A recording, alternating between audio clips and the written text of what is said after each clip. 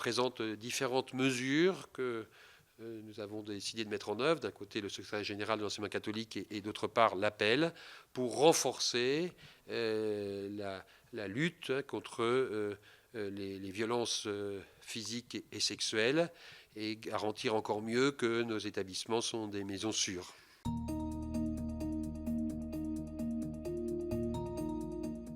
La première, c'est qu'on s'est aperçu que beaucoup de victimes n'ont pas encore parlé. Et pour nous, c'est très important de leur permettre de libérer leurs paroles parce qu'elles en ont besoin pour se reconstruire et parce que nous en avons aussi besoin pour comprendre ce qui a pu se passer. Et donc, il ne s'agit pas de faire un énième dispositif, mais de mettre quelque chose de complémentaire pour recueillir cette parole. Et donc, nous avons constitué un comité d'experts chargé de nous faire des propositions pour justement permettre et favoriser la parole des personnes victimes. Et après, il sera à la charge de l'enseignement catholique de les mettre en œuvre pour qu'il y ait une dynamique qui se crée autour de ce recueil de la parole et que les personnes soient réellement écoutées et entendues et accompagnées. La deuxième grande nouveauté, c'est un audit de l'ensemble de nos internats allant jusqu'à une certification. Donc nous avons constitué un gros travail accompagné d'un cabinet pour établir un cahier des charges de ces audits en vue d'une certification. Troisième élément, qui n'est pas une nouveauté, mais un renforcement en quelque sorte de ce qui existe déjà avec quand même une nouveauté derrière, c'est le renforcement de la formation-information pour tous les personnels, quels qu'ils soient, de façon à ce qu'ils puissent vraiment être tous, avoir le même niveau d'information et de compétences, notamment pour recueillir les signaux faibles, pour être attentif aux signaux faibles, pour agir, etc. Et ça s'accompagne aussi des formations autour de la santé mentale, avec une diffusion très large d'une formation autour des premiers secours en santé mentale.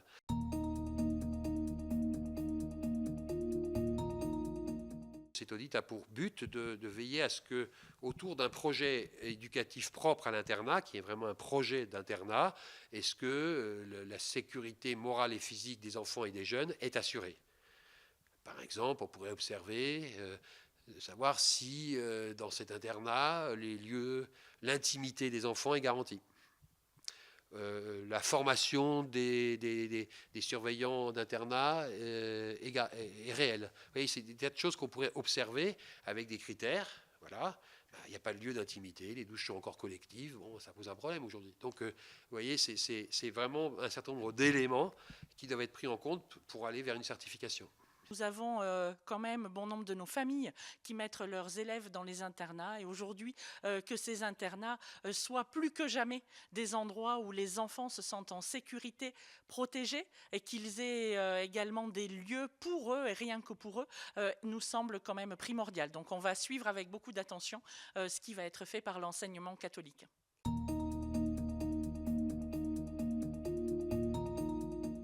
Le programme 3PF s'adresse effectivement aux enseignants. C'est la protection des publics fragiles. Je pense que c'est quelque chose qui est très bien fait avec justement un abstract qui permet en fait de détecter les signaux faibles.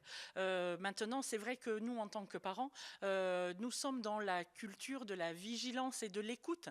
Donc, on va rester attentif à justement ce qui sera fait, ce qui sera communiqué aux uns et aux autres et de voir un petit peu l'évolution puisqu'il y a ce renforcement autour de la formation et de ce programme pour pouvoir justement en prendre connaissance et sensibiliser un maximum de personnes.